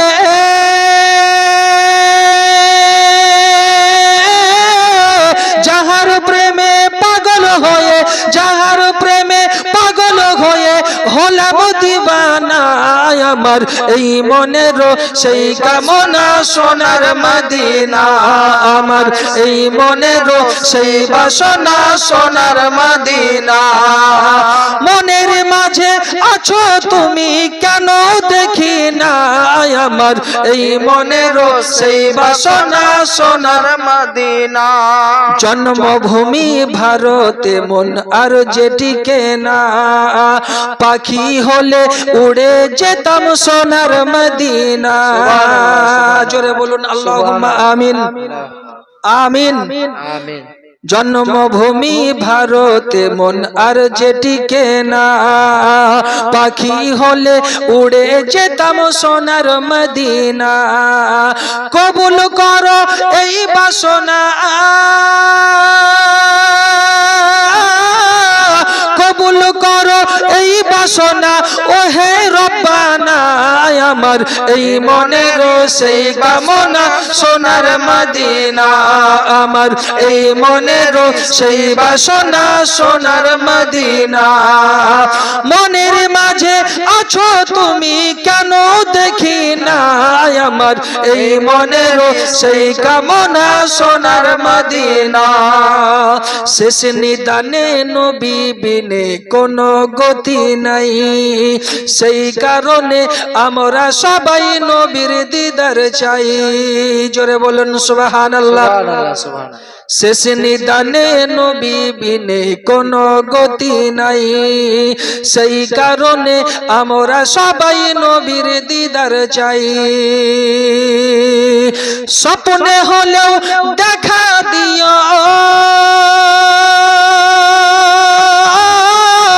স্বপ্নে হলেও দেখা দিও, ভুলে যেও না আমার এই মনের সেই বাসনা সোনার মদিনা। আমার এই মনের সেই কামনা সোনার মদিনা। মনের মাঝে আছো তুমি, কেন দেখি না আমার এই মনের সেই বাসনা সোনার মদিনা। আব্বাজি আমার ভাই, তাহলে আমাদেরকে মোহাব্বত করতে হবে, কিন্তু আমরা মুসলমান খুব বেশি বেশি চালাকি করতে যাই। চালাকি করতে গেলে ধরা পড়তে হবে। একজন মানুষ ছিল, তার অভ্যাস ছিল মাটি খাওয়া। এই আপনার আমার গ্রামে দেখা যায় অনেক বাড়িতে এক একটা ছাগল আছে, ছাগল বুঝেন তো, ছাগলের অভ্যাস আছে আপনার যত ঘাস দানা খাওয়ান না কেন, আপনার ওই চুলহার গোড়াতে গিয়ে মাটি কামড়ে কামড়ে খায়। আপনাদের এলাকায় আছে না? নাই, আমাদের এলাকায় আছে, মাটি খাই, তার অভ্যাস মাটি খাওয়া। তো একজন ব্যক্তি, তার অভ্যাস ছিল মাটি খাওয়া, সে দোকানে গিয়েছে চিনি কেনার উদ্দেশ্যে। তো এখনকার যুগে তো আপনার বাটখারা উঠেই গেছে, এখন কম্পিউটার। আর যদিও কিছু কিছু দোকানে বাটখারা আছে তো লোহার, তো সেই যুগে বাটখারা ছিল মাটির। তো দোকানে চিনি কিনতে যাওয়ার পর দোকানদারকে বলছে চিনি দাও 1 কিলো। দোকানদার বলছে চিনি নিবে তো দাঁড়াও, আর চিনি দেওয়ার কথা বলেছে, আর মাটির বাটখারা দেখে তার জিভে জল চলে এসেছে। যাক, আজকে চিনিও নেওয়া হবে আর বাটখারাও খাওয়া হবে, তার চিন্তাধারা এমন। কিন্তু আগে বলেছি চালাকি করলে ধরা পড়তে হবে। দোকানদার গোডাউনে চিনি আনতে গিয়েছে, ভিতরে সামনে দাড়ি বাটখারা রাখা রয়েছে। দোকানদার গিয়েছে আর ওই মাটির বাটখারাকে তুলে সে আপনার গুড়ের মতো কামড়িয়ে কামড়িয়ে খেতে শুরু করেছে। এক ধরনের একটা গুড় পাওয়া যায়, চাকি গুড়। আপনাদের এলাকাতে গুড়ের ব্যবসায়িক অনেক আছে, আমার এলাকা থেকে সব। তো আপনার গুড়ের মতো কামড়াচ্ছে আর খাচ্ছে, আর দোকানদার চিনি প্যাকেটে তুলছে আর মুচকি মুচকি হাসছে। কত বড় বেয়াকুব যে বাটখারায় তাকে চিনি মেপে দেব, সে বাটখারায় সে কামড়িয়ে কামড়িয়ে খায়। বুঝতে পেরেছেন? ওইদিকে সে চিনি তুলছে আর বাটখারা খেতে খেতে অর্ধেকটা বাটখারা সে শেষ করে দিয়েছে। মানে 1 কেজি বাটখারা 3 পোয়া শেষ, 1 পোয়া আছে। তার তো মনে বড় আনন্দ, যাক আজকে চিনিও পাবো আর বাটখারাও খাবো। তো চিনিটা তো পয়সা দিয়ে কিনলাম, বাটখারাটা বিনা পয়সাতে খেলাম, এটাই আমার লাভ। খুব বড় চালাক। এবার দোকানদার যখন চিনি নিয়ে এসে দাড়ির উপরে চাপিয়েছে, আর তো সে তো জানছেই যে 1 কিলো বাটখারা 3 পোয়া খেয়ে নিয়েছে, তাহলে সে তো পাবে চিনি 1 পোয়া, না 1 কেজি পাবে? 1 পোয়া। কিন্তু দোকানদার দামটা পাবে 1 কেজির, ঠিক না? দাম পাবে 1 কেজির। তাকে চিনি মেপে দিয়েছে আর 1 কেজি চিনির দাম নিয়েছে।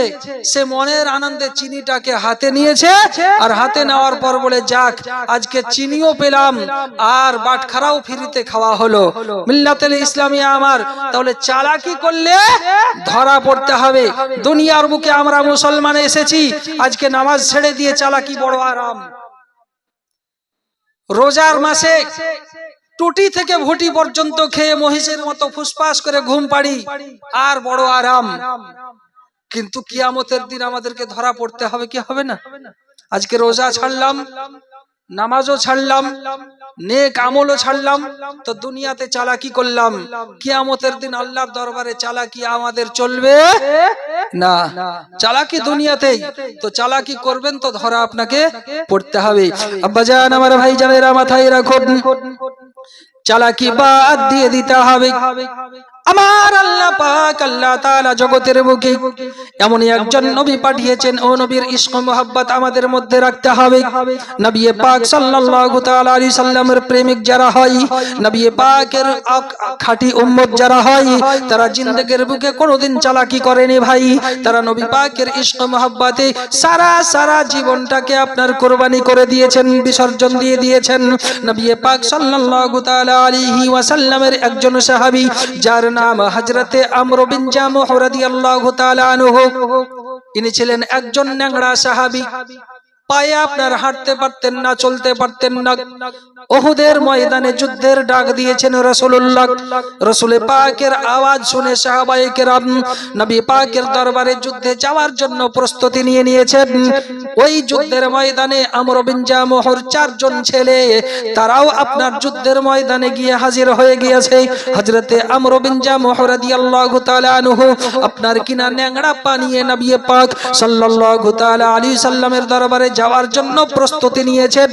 এলাকার মানুষ বলে, ভাইজান আমর বিন জামুহ, আপনি তো পায়ে ন্যাংড়া, আপনি যুদ্ধ করতে পারবেন না, আপনি তো পায়ে হাঁটতে পারেন না, আপনি লড়াই করতে পারবেন না, আপনার তো 4 বেটা যুদ্ধের ময়দানে গিয়েছে, আপনার যুদ্ধের ময়দানে যাওয়ার কোনো প্রয়োজন নাই, আপনি এই জায়গাতেই থেকে যান, যেতে হবে না।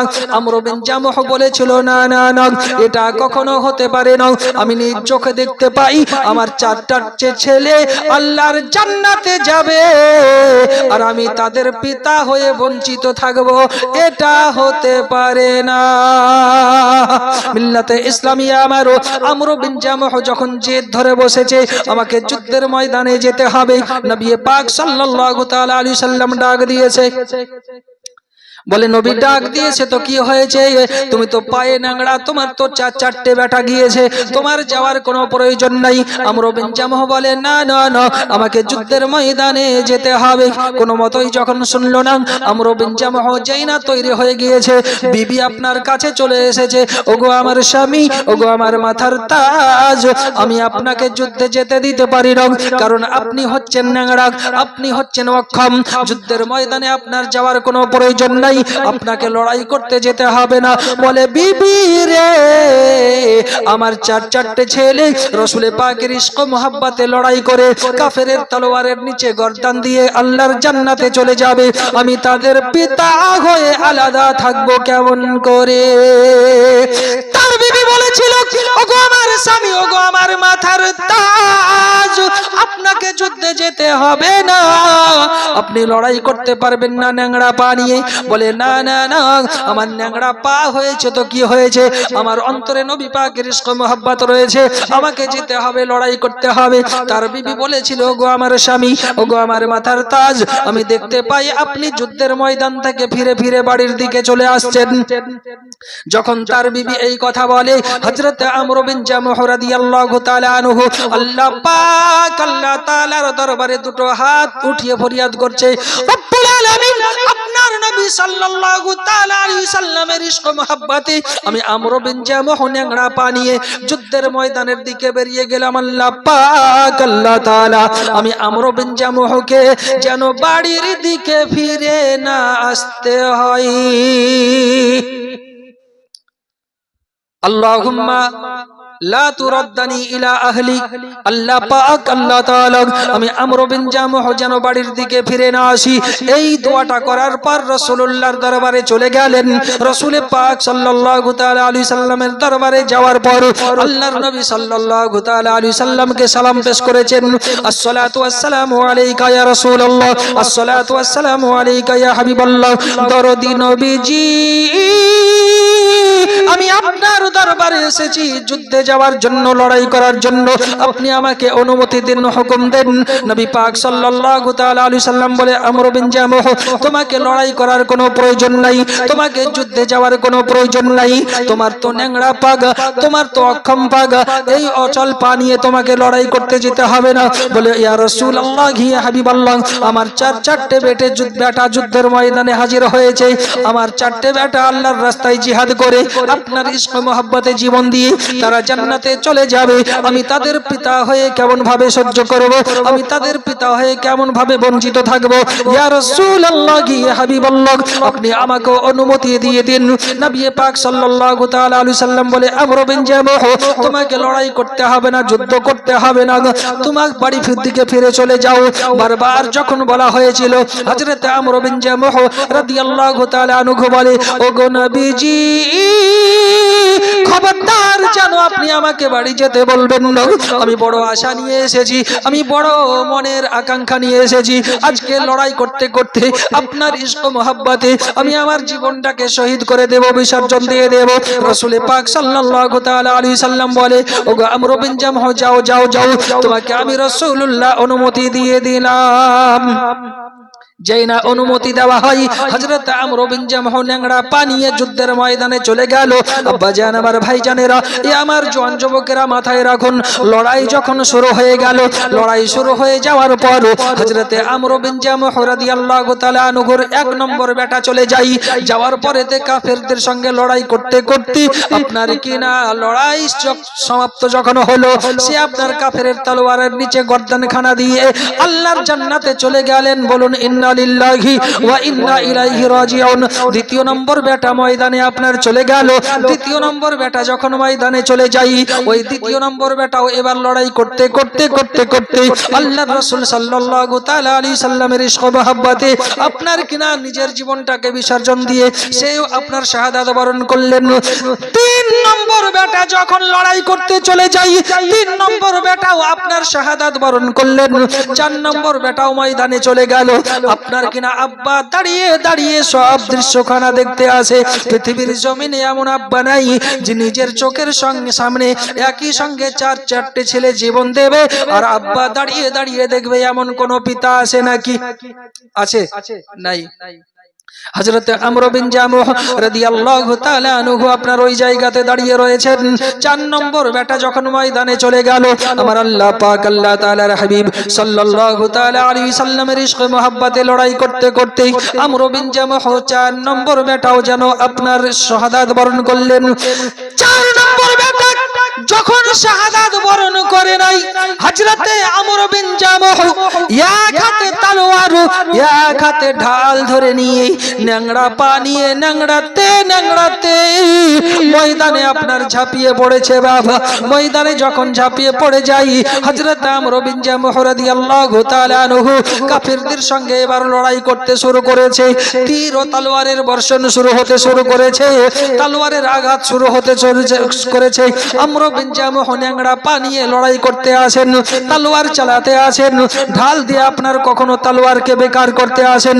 হঠাৎ করে আমর বিন জামুহ রাদিয়াল্লাহু তাআলা আনহু লড়াই করতে করতে করতে করতে কাফিরদের তলোয়ারের তলে পড়ে গিয়েছেন। আমর বিন জামুহ আপনার শহীদ বরণ করেছেন। বলুন ইন্না লিল্লাহি ওয়া ইন্না ইলাইহি রাজিউন। যেই না শহীদ হয়ে যায়, আমর বিন জামুহ রাদিয়াল্লাহু তাআলা আনহুর বিবি বাড়ি থেকে আপনার স্বামী ও ছেলের লাশ নিয়ে আসার জন্য উহুদের ময়দানের দিকে ছুটতে শুরু করে দিয়েছেন। ময়দানে যাওয়ার পর আপনার কিনা স্বামী ও ছেলের লাশকে এক জায়গায় করেছে। এক জায়গাতে লাশকে করার পর এবার উটের পিঠে তুলবেন, লাশগুলোকে বাড়ি নিয়ে আসবেন, দাফন করতে হবে। কিন্তু উট যেন আর মাটি ছেড়ে উঠে না। উট মাটি ছেড়ে ওঠে না। বলে কি খবর, উট মাটি ছেড়ে ওঠে না কেন? এত চেষ্টা করলো, উটকে ইশারা করে, কিন্তু চম্মুকের মতো উটের দেহখানা মাটির সঙ্গে লেগে গেছে। উট যেন আর মাটিকে ছাড়ে না। রাসূল পাকের দরবারে চলে গেলেন। ইয়া রাসূলুল্লাহ, ইয়া হাবিবাল্লাহ, হুজুর, আমি স্বামী এবং সন্তানের লাশকে উটের পিঠে তোলে, এবার উটটাকে এতটা চেষ্টা করি উঠানোর জন্য, কিন্তু ওঠে না কেন? রাসূল পাক সাল্লাল্লাহু তাআলা আলাইহি সাল্লাম বলে, ওগো আল্লাহ পাক আল্লাহ তাআলার বান্দি, তোমার স্বামী যখন বাড়ি থেকে ময়দানের দিকে আসে তখন কি কিছু বলেছিল? ইয়া রাসূলুল্লাহ, ইয়া হাবিবাল্লাহ, হুজুর, আমার স্বামী যখন যুদ্ধ করার জন্য ময়দানের দিকে আসে, আমি আমার স্বামীকে বলেছিলাম, ওগো আমার স্বামী, আমি দেখতে পাচ্ছি আপনি যুদ্ধের ময়দান থেকে বাড়ির দিকে ফিরে চলে আসছেন, অতএব আপনাকে যুদ্ধে যেতে হবে না।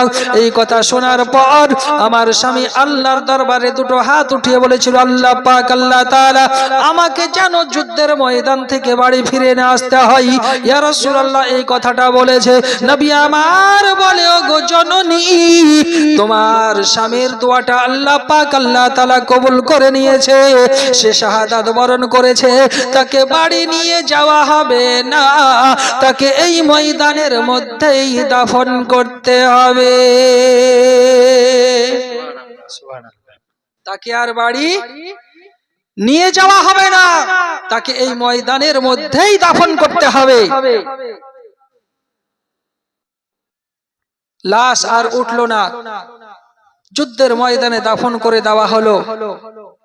তাহলে কি মুহাব্বত আর কি ভালোবাসা অন্তরের মধ্যে, যে নবী পাকের ইশক ও মুহাব্বতে আপনার বাড়ি থেকে বেরিয়ে যুদ্ধের ময়দানে যাওয়ার পর নবীর ইশক ও মুহাব্বতে জীবনটাকে কুরবানি করে দিয়েছেন।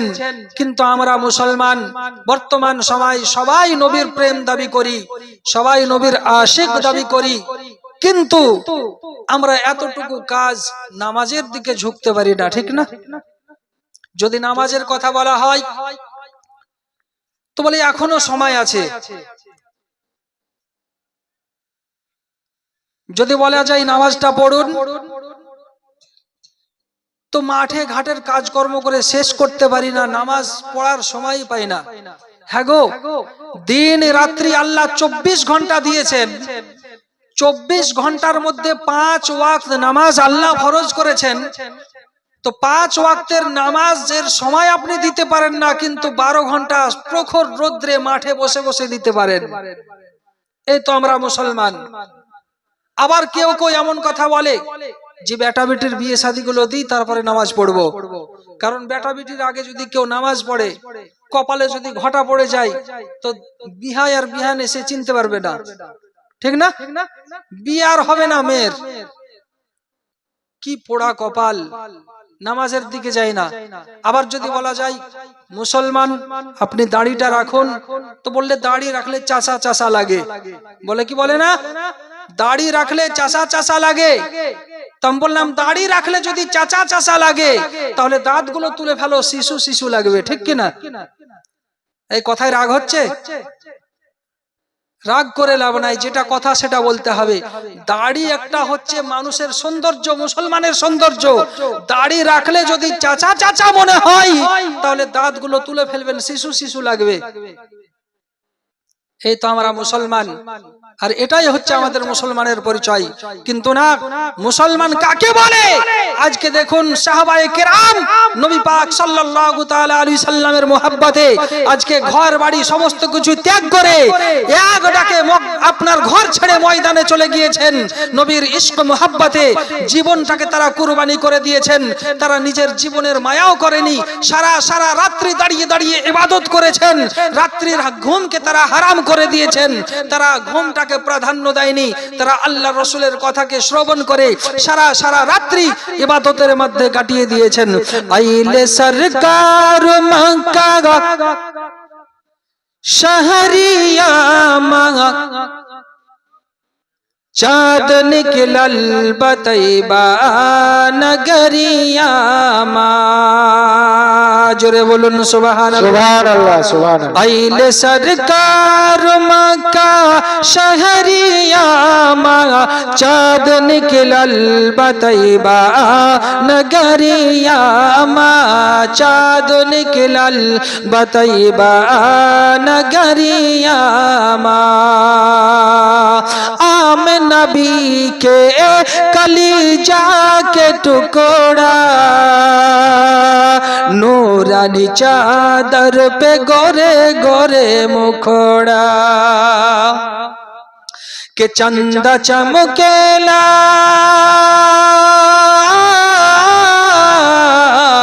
चंदा चमके ला जैसे बदरिया मा, चंदा चमके ला जैसे बदरिया मा, चाँद निकलल बतैबा नगरिया मा, चाँद निकलल बतैबा नगरिया मा। ভাবছো কি বসে নবীর দিওয়ানা, পালো তুলোয়ার হাল ধরো চলো মদিনা। জোরে বলুন, ভাবছো কি বসে নবীর দিওয়ানা, পালো তুলোয়ার হাল ধরো চলো মদিনা। চলো গো চলো মদিনা, চলো গো চলো মদিনা।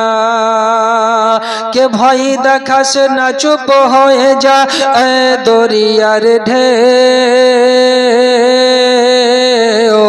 আমি একা নই, আমার সাথে আছে কেউ। আমি একা নই, আমার সাথে আছে কেউ। ভয় দেখাস না, চুপ হয়ে যা এ দরিয়ার ঢেউ। আমি একা নই, আমার সাথে আছে কেউ। আমি একা নই, আমার সাথে আছে কেউ। সাথে রয়েছেন নবী মোদের,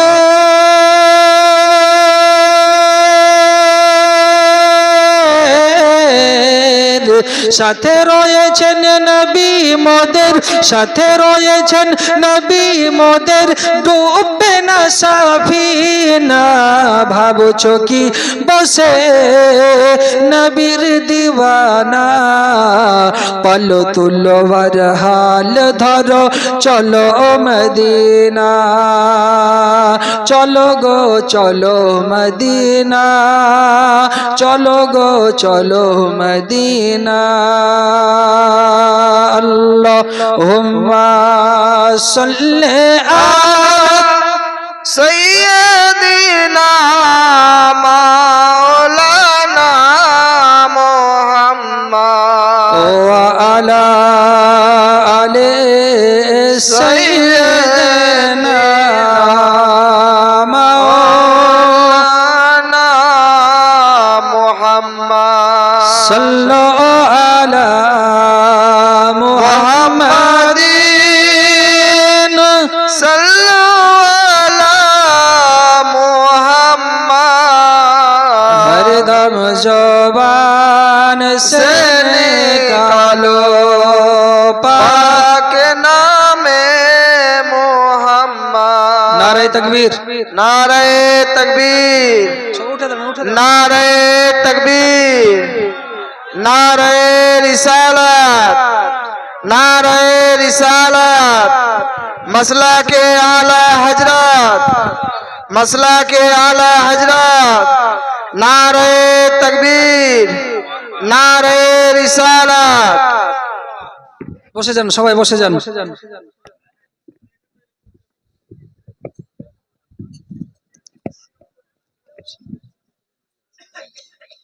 সবাই বসে যান এই দেখেন আমার ভাই হযরত আল্লামা মাওলানা মুফতি মাহিরুল ইসলাম সাহেব উনি স্টেজে উপস্থিত হয়ে গেছেন উনাকে বসিয়ে রেখে আমি আর বক্তব্যের দিকে যাব না এখানেই সমাপ্ত করব তো আপনাদেরকে বলবো যে যারা আসছেন আর পিছনে বসছেন পিছনে না বসে আগের জায়গাটা পূরণ করুন হ্যাঁ গো জবানটা বন্ধ করুন আচ্ছা আপনাদের গ্রামে মুরগি আছে তো মুরগি আছে না তো যখন মুরগির পেটের তলে ডিম দেয় বাচ্চা ওঠানোর জন্য তো যেগুলো পেটের তলে থাকে যে ডিমগুলোকে সে ঘষে সেটা থেকে বাচ্চা বের হয় আর যে ডিমগুলো আপনার ডানার বাইরে থাকে গরম ধরাতে পারে না সেটা পচে যায় পচে কি পচে না ফেটে গেলে দুর্গন্ধ হয় ঠিক কি না দুর্গন্ধ হয় তো আপনার ওই ফাটা ডিমের মতো দুর্গন্ধ না ছড়িয়ে আপনার মুরগির ডানার তলে এসে বসুন যে আপনার কাজ আছে দূরে থাকবেন না আসুন যে জায়গাটা ধরলে খুশি হবেন সে জায়গা ধরে বলি আপনারা এগিয়ে এসে বসুন পেছনে না বসে সুবহানাল্লাহ আজকে বুঝলাম লক্ষ্মীনারায়ণপুর গ্রামের মানুষ এদের রুহ বের করা সহজ হবে কিন্তু এদের কথা বের করা কঠিন এগিয়ে আসুন না ভাই একটু এগিয়ে আসুন আপনারা এগিয়ে আসবেন তো বক্তা সাহেবকে ভালো লাগবে এগিয়ে আসুন আপনারা এগিয়ে আসুন বক্তব্য আর আগের দিকে যাব না ছোট্ট করে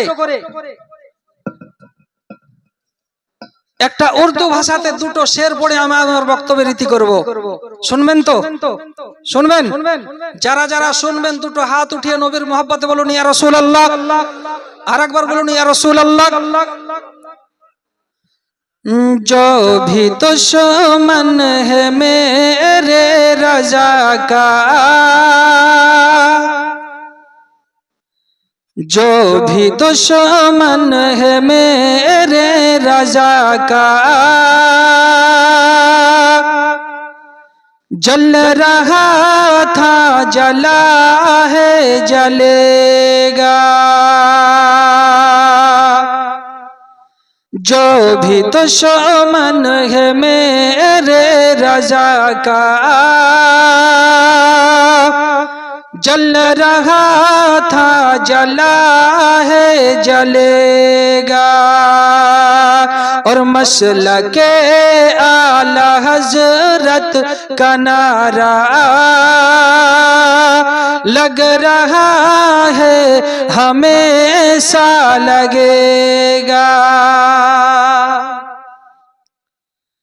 कि बुग़्ज़ कीना का चश्मा लगा कर नजदियों ने जो छुपा कर